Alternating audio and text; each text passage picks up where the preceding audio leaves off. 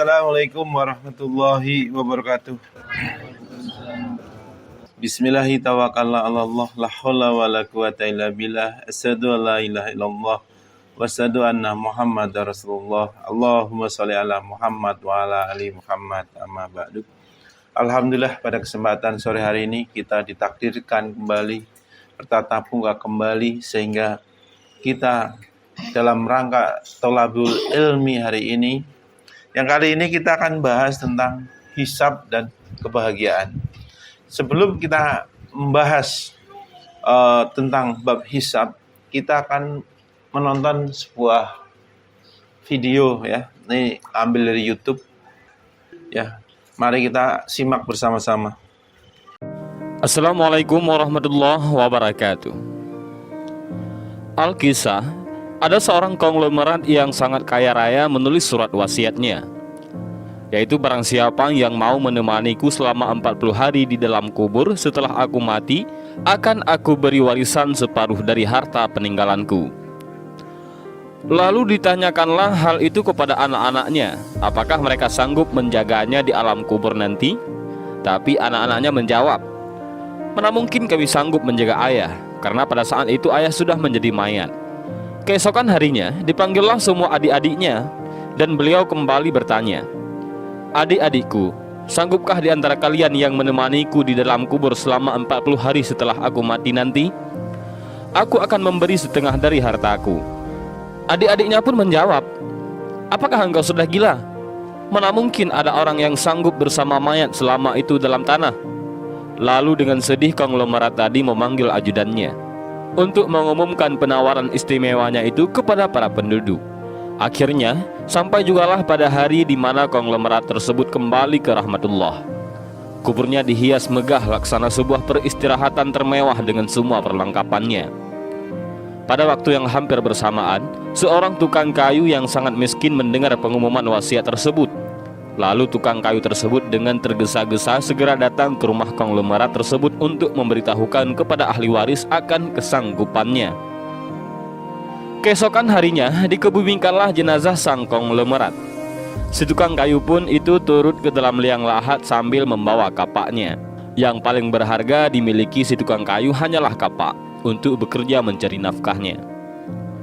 Setelah 7 langkah para pengantar jenazah meninggalkan area pemakaman, datanglah malaikat mungkar dan nangkir ke dalam kubur tersebut. Si tukang kayu menyadari siapa yang datang. Ia segera agak menjauh dari mayat konglomerat. Di benaknya, sudah tiba saatnya lah si konglomerat akan diinterogasi oleh malaikat mungkar dan nangkir. Tapi yang terjadi malah sebaliknya. Malaikat mungkar dan nangkir malah menuju ke arahnya dan bertanya kepadanya, apa yang kau lakukan di sini? Aku menemani mayat ini selama 40 hari untuk mendapatkan setengah dari harta warisannya, jawab si tukang kayu. Apa saja harta yang kau miliki? Tanya mungkar nangkir. Hartaku cuma kapak ini saja, untuk mencari rezeki, jawab si tukang kayu.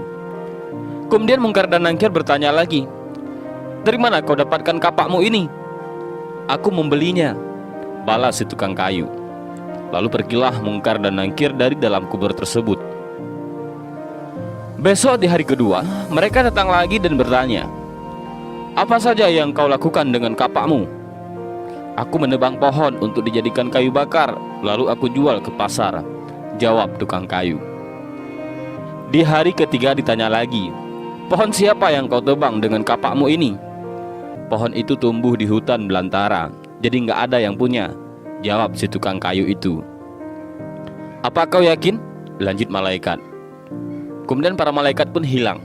Datang lagi di hari keempat, mereka bertanya lagi, adakah kau potong pohon-pohon tersebut dengan kapak ini sesuai ukurannya dan beratnya yang sama untuk dijual? Aku potong dikira-kira saja, mana mungkin ukurannya bisa sama rata, tegas tukang kayu. Begitu terus yang dilakukan malaikat mungkar dan nangkir. Datang dan pergi sampai tak terasa sekarang 39 hari sudah. Dan yang ditanyakan masih berkisar dengan kapak tersebut. Di hari terakhir yang ke-40, datanglah mungkar dan nangkir sekali lagi bertemu dengan tukang kayu tersebut. Berkatalah mungkar dan nangkir, hari ini kami akan kembali bertanya soal kapakmu ini. Belum sempat Mungkar dan Nakir melanjutkan pertanyaannya, si tukang kayu tersebut segera melarikan diri ke atas dan membuka pintu kubur tersebut. Ternyata di luar sudah banyak orang yang menantikan kehadirannya untuk keluar dari kubur tersebut. Si tukang kayu dengan tergesa-gesa keluar dan lari meninggalkan mereka sambil berteriak, "Kalian ambil saja semua bagian harta warisan ini, karena aku sudah tidak menginginkannya lagi." Sesampai di rumah, si tukang kayu berkata kepada istrinya, "Aku sudah tidak menginginkan separuh harta warisan dari mayat itu. Di dunia ini, harta yang kumiliki padahal cuma satu, kapak ini. Tapi malaikat Mungkar dan Nakir selama 40 hari yang mereka tanyakan dan persoalkan masih saja di seputar kapak ini. Bagaimana jadinya kalau hartaku begitu banyak? Entah berapa lama dan bagaimana aku menjawab?" Dari Ibnu Mas'ud radhiyallahu an dari Nabi Muhammad sallallahu alaihi wasallam bahwa beliau bersabda, "Tidak akan bergerak tapak kaki anak Adam pada hari kiamat hingga ia ditanya tentang 5 perkara, yaitu umurnya untuk apa dihabiskannya, masa mudanya kemana dipergunakannya, hartanya dari mana ia memperolehnya dan kemana dibelanjakannya, ilmunya sejauh mana diamalkan." Hadis riwayat Tirmizi. Dan inilah sedikit kisah tentang seseorang kaya yang meninggal dunia dan ia ingin ada orang yang menemaninya selama 40 hari di dalam kubur dengan imbalan separuh hartanya. Namun orang yang berhasil melakukan tugas tersebut malah tidak menginginkan harta si orang kaya itu. Dan mudah-mudahan kisah singkat ini bermanfaat bagi kita semua. Amin ya rabbal alamin. Wallahu a'lam bishawab. Assalamualaikum warahmatullahi wabarakatuh. Coba di sini ada yang punya kapak doang? Enggak ada. Kira-kira kalau punya kapak doang gimana? Ribet. Saudara di sini punya HP enggak? Kira-kira kan dipertanggungjawabkan enggak HP nih? Pasti. Dari mana kita mendapatkan uang untuk membeli HP-nya, halal atau haram? Terus HP-nya sudah jadi milik kita. Setiap hari, ini HP digunakan untuk apa? Seharian, besoknya setiap hari dipertanyakan, kamu gunakan untuk HP-nya. Kamu beli pulsa sekian puluh ribu, dihabiskan untuk apa? Apa yang kamu lihat, apa yang kamu browsing, apa yang kamu cari. Setiap hari akan dipertanyakan. Itu baru HP. Belum kalau saudara punya rumah, punya mobil, terus punya apa lagi? Bahkan saudara punya kardus, punya apapun yang di dalam rumah yang gak dipakai, disimpan, dikumpulin, itu akan menjadi beban ketika saudara meninggal. Karena apa? Akan dipertanyakan. Akan menjadi beban. Semakin banyak barang-barang yang saudara kumpulkan dalam rumah, apalagi nggak berfungsi, nggak dipakai, semakin rungsep pikiran saudara sebenarnya. Jadi saudara ngumpulin barang-barang itu sebenarnya dari rasa takut suatu saat nanti nggak punya ini, nggak punya itu. Sehingga saudara kumpulin semua dalam rumah. Ntar kalau butuh ini nanti ada ini, butuh ini seakan-akan seperti Doraemon nanti. Jadi punya kantong ajaib, butuh apa langsung keluar, butuh apa keluar. Ya kan? Kan seperti itu. Padahal jangankan barang di luar tubuh kita. Sekarang panca indera di dalam tubuh kita itu juga akan dihisap. Quran surat Al-A'raf ayat 179. Saudara punya mata enggak? Punya hati enggak? Punya telinga enggak? Itu digunakan untuk apa? Bahkan di dalam Quran tersebut diterangkan, hanya karena tidak dipergunakannya hatinya untuk memahami ayat-ayat Allah, matanya untuk melihat tanda-tanda kuasa Allah, telinganya untuk mendengarkan ayat-ayat Allah, ancamannya apa? Neraka. Apalagi barang di luar jasad saudara yang saudara kumpulkan, yang saudara merasa memiliki hal itu. Saudara akan dihisap. Itu akan menjadi beban. Maka Rasulullah juga pernah menyampaikan, berlakulah seperti musafir. Kita itu seperti musafir. Kalau seandainya perjalanan kita masih jauh, kira-kira apa yang akan kita bawa kalau kita tuh jalan kaki? Apa yang mau dibawa? Yang penting-penting aja atau semua abrak-abrak itu dibawa semua? Saudara mau naik gunung, manjat gunung, ini kan perjalanan mendaki lagi sukar. Kata dalam Quran juga terangkan seperti itu, surat Al-Balad ya kan. Mendaki lagi sukar, saudara berjalan kaki. Jalan kaki aja sudah susah payah. Seandainya saudara membawa beban yang begitu banyak di punggung saudara, kira-kira semakin memberatkan saudara dalam berjalan atau meringankan saudara dalam mendaki? Memberatkan.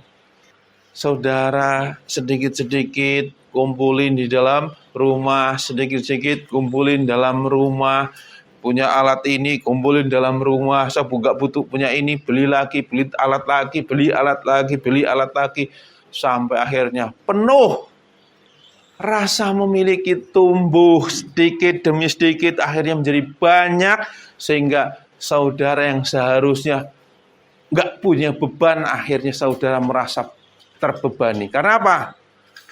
Rasa memiliki terhadap dunia semakin besar. Rasa memiliki itulah yang akan dipertanggungjawabkan di hadapan Allah nanti.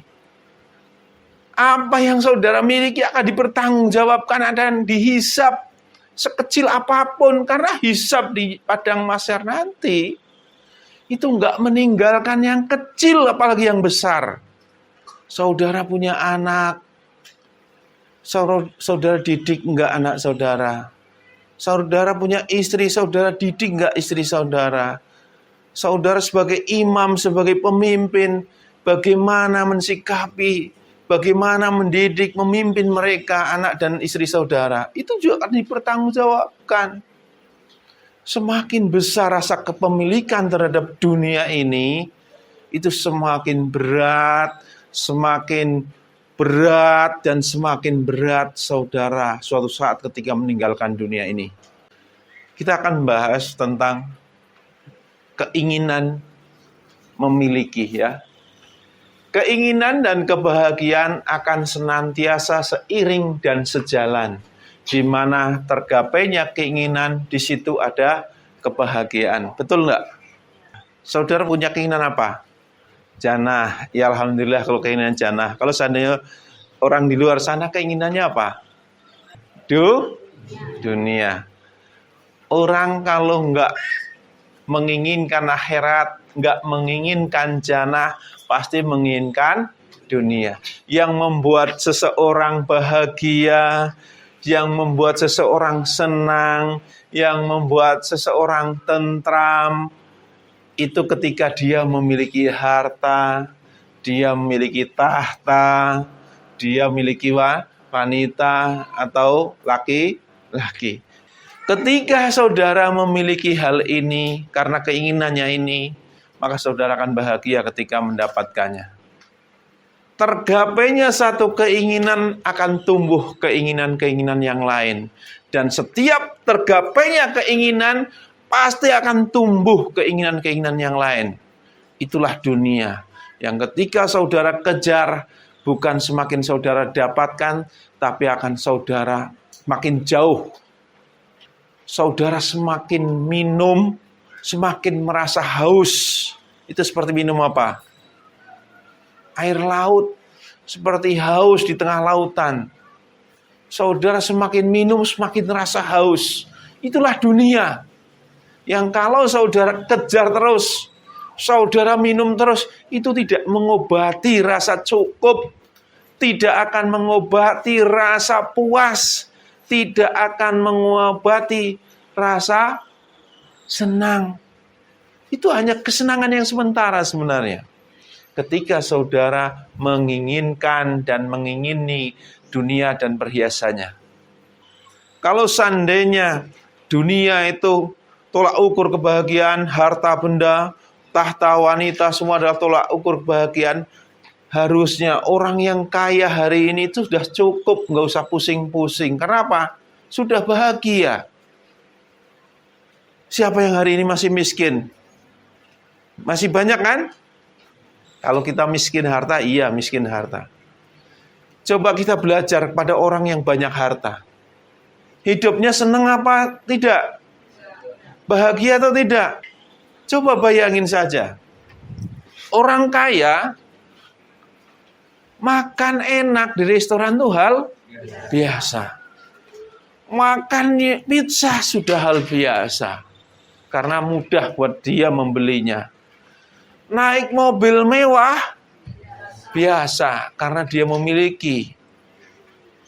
Rumah mewah biasa, bahkan yang menikmati pembantunya. Jalan-jalan, traveling ke luar negeri juga biasa, begitu balik tinggal capeknya. Coba apa yang membuat mereka bahagia? Ada enggak? Ada ketika dia mendapatkan di saat itunya. Tapi begitu udah selesai. Wah, nanti saya punya duit 100 juta, saya akan senang, saya akan begini. Begitu saudara mendapatkan 100 juta, awalnya senang, tapi besok, lusa, ke depan akhirnya bingung. Ini duitnya taruh mana ya? Nanti saya taruh di sini nanti hilang. Wah, nanti gimana taruh di bank? Nih banyak yang dilikuidasi. Wah, bingung saudara, stres mikirin uang bagaimana menjaganya. Betul nggak kira-kira? Jadi dunia itu adalah kesenangan yang sementara. Tapi ketika saudara menjadikan akhirat sebagai tujuannya, jannah itu sebagai impian, harapan, cita-cita saudara, maka kesadaran bahwasanya dunia ini adalah ujian, itu seharusnya masuk ke dalam diri saudara. Di mana kemelaratan, kesengsaraan, penderitaan, dan sebagainya, itu adalah bagian dari ujian. Bahkan di dalam sebuah ayat diterangkan, jangan kamu mengirakan masuk surga sebelum datang kepadamu ujian yang datang pada orang-orang dahulu diuji. Mereka ditimpa kemelaratan, kesengsaraan, penderitaan. Kan seperti itu. Jadi jangan mengira saudara akan masuk jannah sebelum datang kemelaratan, kesengsaraan, penderitaan. Nah, terus saya mau nanya, di sini bahagianya di mana? Kalau seandainya tujuan hidup kita jannah, sementara ujian, kemelaratan, kesengsaraan, dan penderitaan itu datang, terus di mana kebahagiaan kita sebagai seorang muslim? Tahu nggak di mana? Di mana letaknya kebahagiaan itu? Ini bicara tentang manisnya keimanan tuh di sini. Orang manisnya keimanan tuh kalau saudara bertakwa langsung dapat rezeki banyak melimpah, seakan-akan itu manisnya iman. Saya cerita dikit tentang saya. Banjir, rumah saya pada bocor. Bukan rumah saya, kontrakan saya. Pada bocor banyak banget. Terus dari bawah juga keluar memancar mata air dadakan. Terus dari pohon jatuh ranting nyampe jebolin atap. Saya berpikir, saya malah seneng. Ya Allah, terima kasih ya Allah. Berapa banyak orang yang nggak sabar ditimpa musibah. Saya di sini merasa seneng karena apa? Ditimpa kayak gitu saya masih bisa sabar, saya masih bisa ikhlas. Begitu saya mengalami hal kemelaratan, mungkin kesengsaraan, penderitaan, saya bisa melaluinya dengan tidak berkeluh kesah sama Allah, nggak berkeluh kesah pada manusia. Saya bisa menjaga diri untuk tidak rusak akhlaknya, nggak menyalahkan hujan, nggak menyalahkan pohon, nggak menyalahkan air. Di situ saya merasa, ya Allah, terima kasih ya Allah, Engkau telah berikan hidayah pada saya, sehingga saya melalui ujian itu tanpa menjadi rusak akhlaknya. Di situ saya merasa manisnya keimanan. Ternyata kebahagiaan nggak harus saat saudara banyak harta, nggak harus banyak harta benda sebagainya. Karena di saat itu juga, mungkin saudara kalau bilang nggak punya duit, kira-kira ada nggak 100.000 di kantong? Ada? Lebih katanya ya. Contoh aja lah, daripada ini saya buka dompet aja nih. Kita hitung lah. Nih duitku nih. Ini segini. Walaupun tongpes, ini enggak ketong kepes bener-bener karena ada 12.000. Saya senang, saya bahagia karena apa? Dengan keadaanku seperti itu, saya nggak merasa kekurangan, saya nggak merasa ini itu, nggak bingung besok gimana, besok bagaimana. Insya Allah.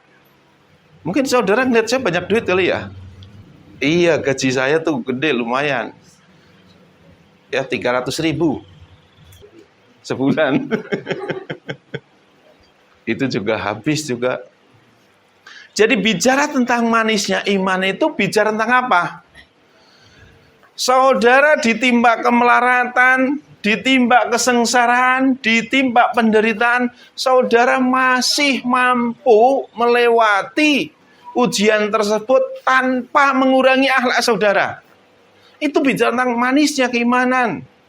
Di situ kebahagiaan akan muncul, membanggakan diri dalam arti, ya Allah terima kasih ya Allah Engkau berikan saya hidayah sehingga keadaanku yang sesulit ini, seberat ini pun saya merasa ringan, saya merasa ikhlas karena saya yakin balasannya adalah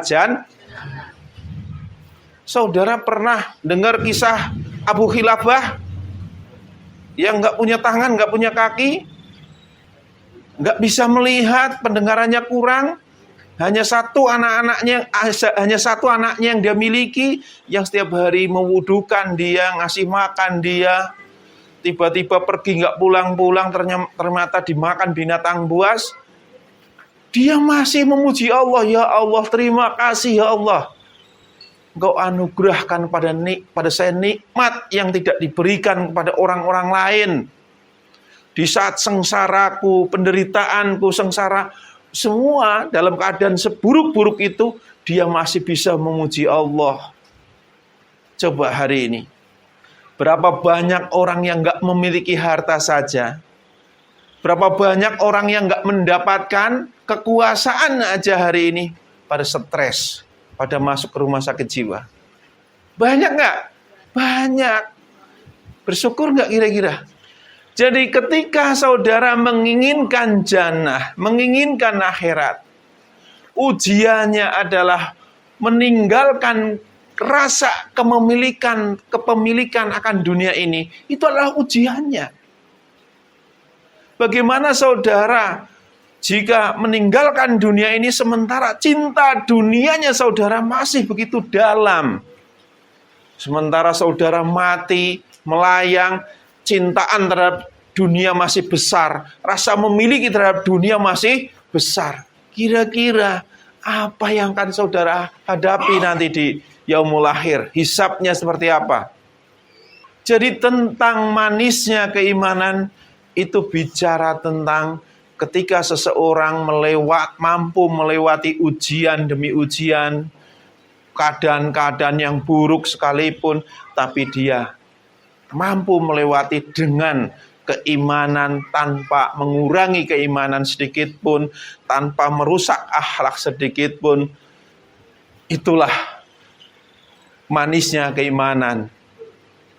Saudara mau menjalankan sholat mungkin terasa berat, tapi begitu udah selesai sholat, rasanya gimana? Seneng gak? Manis gak? Bahagia gak? Itulah orang beriman. Orang beriman ketika dia mentaati Allah mungkin ada rasa berat, tapi begitu dia selesai menjalankannya merasa senang. Ya Allah terima kasih saya sudah hari ini sudah menjalankan kewajibanku sholat asar. Itu juga bagian dari manisnya keimanan. Dulu Rasulullah itu begitu membanggakan anaknya, membanggakan menantunya. Itu bukan karena menantunya kaya, bukan menantunya itu bahagia dengan harta melimpah, bukan. Membanggakan anaknya Fatimah dengan suaminya yaitu sahabat Ali. Itu karena apa? Ini menantu sama anak, ini sahabat Ali dengan Fatimah Az-Zahra, hidup itu sebuah kekurangan. Pernah suatu ketika dia juga kelaparan. Nyampe beberapa hari nggak makan. Anaknya Hasan Husain juga menangis. Tapi keluarga ini benar-benar sakinah, mawadah, warohmah. Itu menjadi tauladan keluarga-keluarga hari ini seharusnya. Dalam keadaannya yang sulit, keadaannya yang mungkin menderita seharusnya di mata kita. Tapi mereka begitu bahagia menjalani hidup karena apa? Tolak ukur kebaikan itu di sisi Allah, yaitu baiknya akhlak walaupun ujian penderitaan itu datang. Maka sering Rasulullah menyampaikan, lihatlah keluargaku, lihatlah ahlul bait keluargaku, bagaimana mereka menjalani hidup. Bahkan sering memberikan pada kita motivasi. Contoh anakku Fatimah Az-Zahra ini, seorang perempuan yang akhlaknya, yang suatu saat nanti di jannah itu menjadi pemuka kaum perempuan. Karena apa? Ini bukan masalah kecantikannya, bukan masalah yang lainnya, tapi masalah adabnya, akhlaknya. Kalau hari ini orang menggambarkan anak Rasulullah bergelimang harta, pakaiannya bagus apa bagus, saudara itu salah sangka. Dia pakaiannya itu banyak pada bolong, tambal-tambalan. Itulah beliau. Apa yang membuatmu bahagia, itulah tujuan hidupmu. Itu sebenarnya. Coba, ibu-ibu bapak hari ini, apa yang membuat ibu-ibu dan bapak-bapak bahagia di dunia ini? Ketika saudara memiliki harta banyak, memiliki tahta, atau memiliki apa? Karena kebahagiaan itu tidak terlepas dari tujuan hidup kita. Kalau tujuan kita dunia, pasti yang membuat bahagia kita itu ya dunia. Dan apa yang membuatmu menderita pun itulah tujuan hidupmu. Jadi antara kebahagiaan dan penderitaan itu nggak bisa dipisahkan. Contoh, saudara mendapatkan harta. Kalau seandainya tujuannya dunia, bahagia nggak? Kalau saudara tidak mendapatkan harta, menderita nggak? Jadi nggak bisa dipisahkan. Kalau saudara hanya karena harta dunia membuat saudara bahagia, ya saudara, dunia sebagai tujuannya. Ketika saudara menjadikan tidak memiliki harta ini menjadi sengsara, itu pun menunjukkan kalau saudara masih mengharapkan dunia. Orang yang beriman, kebahagiaannya itu bicara tentang ujian. Ketika dia mampu melewati ujian-ujian yang Allah berikan, itu akan melahirkan kebahagiaan. Dan penderitaannya ketika dia tidak mampu melewati ujian tersebut. Saudara diuji dengan orang yang menzalimi saudara, saudara terpancing emosi, saudara marah. Saudara pulang menyesal, ya Allah, kenapa saya marah? Seharusnya kasadinya sabar, saya bisa sabar. Itu adalah kebaikan buat saya. Orang yang beriman, menderitanya, sengsaranya ketika dia tidak mampu melewati ujian tersebut. Ketika seseorang berbuat dosa, dia bersusah payah bagaimana agar Allah mengampuninya. Itu juga orang beriman. Tapi kalau saudara berbuat dosa kok beriasa, berbuat dosa kok masih bahagia, saudara bukan orang beriman. Orang beriman, dosa mengguncangkan jiwanya, dosa membuat dia sengsara, menderita. Tapi bagi orang-orang yang tujuannya dunia, perbuatan dosa itu kesenangan, kebahagiaan. Itu yang membedakan.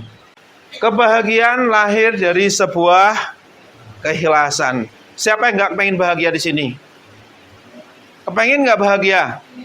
Pengen.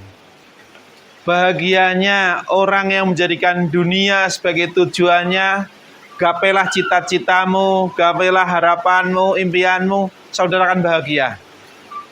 Tapi kalau saudara tujuannya akhirat, ingin bahagia, nggak harus kaya, tapi ikhlas, insya Allah bahagia.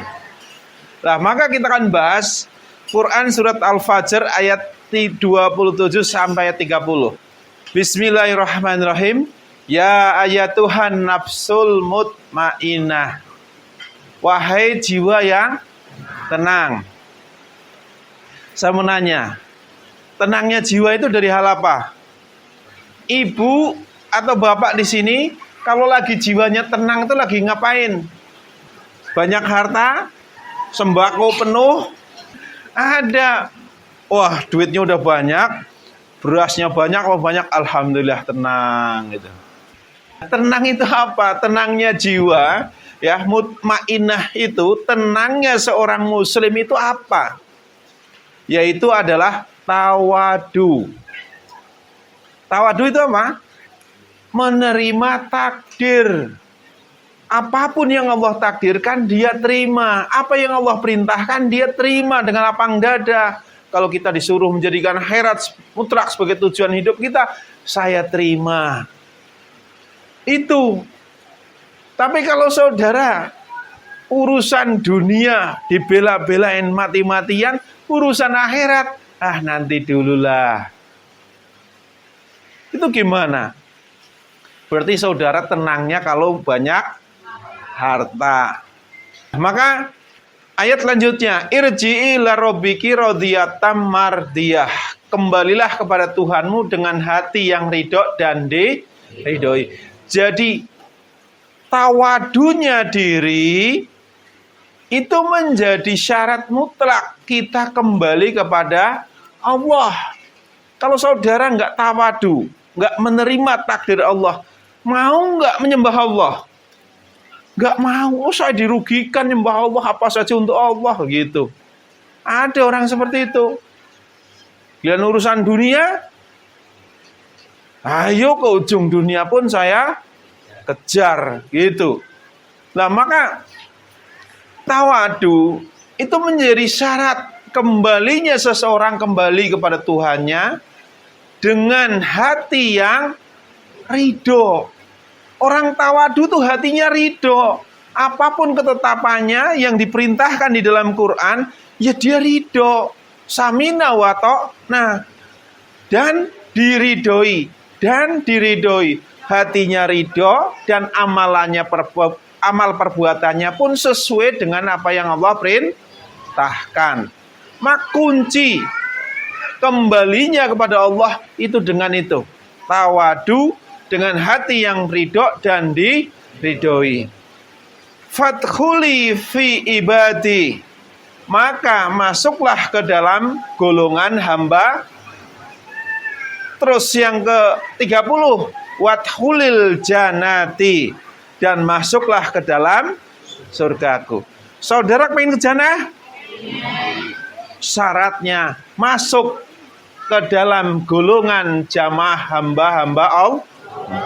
Syaratnya masuk ke dalam golongan hamba-hamba yang soleh, golongan hamba-hamba Allah. Syaratnya bagaimana? Syaratnya itu dengan keridoan hati dan diridhoi. Dan syaratnya kita kembali kepada Allah, syaratnya adalah tawadu, atau dengan kata lain ikhlas. Ikhlas. Kalau saudara nggak ikhlas menerima, kalau saudara nggak tawadu menerima takdir Allah, saudara akan sulit kembali kepada jalan Allah. Karena apa? Sedikit-sedikit akhirat, sedikit-sedikit akhirat. Kapan saya urusan dunia saya? Kapan kepentingan saya? Orang kan berpikir ke situ. Mak kuncinya adalah keikhlasan. Sementara seandainya dipikir-pikir ini bapak-bapak di sini, kerja banting tulang buat ngidupin anak Coba kalau dipikir-pikir anak dan istrinya itu seandainya itu bukan anak dan istri sampean, itu adalah anak istri orang lain, mau nggak? Enggak. Kenapa kok sampean ikhlas menghidupinya? Karena dia adalah anak dan istri. Nah sekarang kenapa kita harus ikhlas ya menyembah Allah? Kalau seandainya Allah yang bukan menciptakan kita, tidak masalah. Ngapain kita menyembah? Saudara hidup dihidupkan, saudara dapat rezeki dikasih, fasilitas hidup dikasih, mati pun kembali kepada Allah. Kalau saudara nggak mau mentaati dia, kebangetan. Kalau kita bicara untung rugi, tolak ukurnya dunia, itu sangat rugi betul. seberat apapun ujian di dunia tidak akan mampu menebus kenikmatan yang akan engkau peroleh di akhirat kelak. Coba nih ya, ada sebuah hadis sahih dari Nabi SAW, bahwasanya beliau bersabda, sungguhnya Musa berkata, ya Rob, mengapa hambamu yang beriman hidup di dunia dalam keadaan miskin? Ini Nabi Musa bertanya kepada Allah, kenapa hamba-hambamu yang beriman kok hidup di dunia dalam keadaan miskin? Beliau bersabda, lalu pintu surga dibukakan untuk Musa hingga ia dapat melihat ke dalamnya. Kemudian Allah berfirman, wahai Musa, inilah yang telah aku persiapkan untuknya orang-orang beriman. Maka Musa pun berkata, wahai Rob, demi kemuliaan dan keagunganmu, kalaupun sekiranya kedua tangan dan kakinya terpotong dan dia berjalan dengan mukanya semenjak engkau menciptakannya hingga hari kiamat nanti, jika tempat kembalinya adalah seperti ini, jannah, maka dia tidak akan rugi sedikit pun. Ini saudara harus punya keyakinan. Saudara diuji di dunia, kira-kira sudah seberat ini enggak? Seandainya saudara akan diuji oleh Allah, tangannya diputus dua-duanya, kakinya diambil dua-duanya, terus berjalan dengan muka, sampai datangnya hari kiamat, kira-kira mau enggak? Enggak mau. Seandainya saudara mau tawadu ridho dengan takdir itu, niscaya jika tempat kembalinya adalah jannah seperti ini, maka dia tidak akan rugi sedikit pun. Itu kata Nabi Musa yang pernah melihat surga. Apalagi saudara baru diuji hal-hal yang belum nyawa saudara taruhannya. Kita belum diuji dengan apa? Peperangan, ya kan? Kita jihadnya hari ini apa? Berdakwah. Kalau dakwah saja sudah membuat saudara takut, wah nanti takut di jalan dibegal orang, nanti di jalan dibunuh orang. Saudara takut kayak gitu, saudara munafik. Karena apa? Ketika kita mati di jalan Allah, jannah tempatnya, syahid. Nah saudara masih takut mati ketika memperjuangkan agama, munafik. Terus beliau bersabda, kemudian Musa berkata, mengapa hambamu yang kafir engkau lapangkan kehidupan di dunia? Beliau bersabda, lalu pintu neraka dibukakan untuk Musa, kemudian dikatakan kepadanya, wahai Musa, inilah yang telah aku persiapkan untuknya. Maka Musa pun berkata, wahai Rob, demi kemuliaan dan keagunganmu, sekiranya ia telah memiliki dunia semenjak engkau diciptakan, jika tempat kembalinya adalah seperti ini, maka tidak ada kebaikan sedikit pun baginya. Ini saudara lebih mempertaruhkan akhiratnya dinomor duakan, dan saudara lebih mencari dunianya. Andai pun saudara mendapatkan dunia seisinya, dari saudara lahir sampai kiamat nanti pun saudara nggak mendapatkan kebaikan sedikit pun kalau tempat kembalinya adalah neraka. Coba. Jadi apapun yang hari ini kita miliki, itu hanya prasangka. Karena apa? Yang memiliki semua adalah Allah. Kita hari ini hanya diberi titipan. Harta itu titipan, anak titipan, istri titipan, rumah titipan, mobil titipan, semua adalah titipan. Bahkan jasad ini juga titipan. Saudara sendiri yang mereka-reka, ini adalah milikku. Sejak kapan saudara lahir memiliki semuanya? Dan apakah ada berita orang yang mati membawa barang-barang dunia? Emas di muka bumi dari dulunya sampai sekarang nggak berkurang dan nggak akan bertambah. Karena apa? Hari ini dimiliki orang, nanti begitu mati, gantian memiliki. Ntar begitu mati lagi, gantian generasi selanjutnya yang memiliki. Kalau saudara hari ini merasa memiliki segala sesuatunya, itu hanya kebodohan.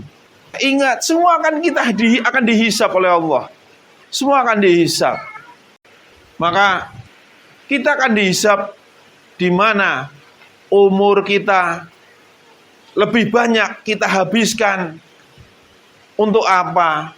Ilmu saudara miliki, saudara manfaatkan nggak? Harta, jasad, semua akan dihisap. Bahkan dalam sebuah hadis sahih, Rasulullah SAW bersabda, tidaklah bergeser kedua kaki seorang hamba nanti pada hari kiamat, sehingga Allah akan menanyakan tentang 4 perkara. Pertama, tentang umurnya dihabiskan untuk apa. Kedua, tentang ilmunya diamalkan atau tidak. Ketiga, tentang hartanya, dari mana dia peroleh dan ke mana dia habiskan. Keempat, tentang tubuhnya, capek lelahnya untuk apa. Coba hari ini, saudara setiap hari bekerja segala macam, capek enggak? Lelah enggak? Untuk apa? Akhirat atau dunia? Terus, tentang hartanya, saudara dapat harta dari mana dan kemana dihabiskan, itu juga akan dihisap. Ya saudara bolehlah, untuk akhirat, saya untuk akhirat. Emang saya menghisap? Yang hisapkan Allah. Terus, umurnya dihabiskan untuk apa? Saudara sampai tua hari ini atau sampai seumuran yang masih remaja, setiap harinya umurnya dihabiskan untuk apa? Kalau cuma hanya dagang, kajian, kalau sempat, kajian, kalau mau, kalau nggak mau ya udah. Saudara itu ya sebenarnya tujuannya dunia. Hanya karena teman-temannya saja yang tujuannya akhirat, akhirnya saudara ngikut. Maka ingat, semua kan kembali saudara percaya, mau tidak percaya, itu kembali lagi pada akhirnya semua akan dihisap oleh Allah. Jadi hisap Allah itu sangat detail, sangat tartil. Sekecil apapun perbuatan baik akan dihitung, sekecil apapun perbuatan buruk pun dicatat, semua akan dihisap. Dan kuncinya, kita hari ini membahas tentang hisap. Gak selamanya orang yang tujuannya dunia itu akan bahagia. Dan tidak selamanya orang yang meninggalkan keduniaan ini juga hidupnya akan menderita. Ada kebahagiaan, Allah memberikan kebahagiaan, tapi berbeda jalannya. Orang yang menjadikan dunia sebagai tujuannya, kebahagiaannya ketika dia mendapatkan dunia. Dan orang yang tujuannya akhirat, bahagianya saat dia bersama orang-orang yang tujuan akhirat, saat dia berkumpul bersama orang-orang yang tujuannya akhirat, saat dia mampu melewati ujian penderitaan, kesengsaraan yang tujuannya pun akhirat.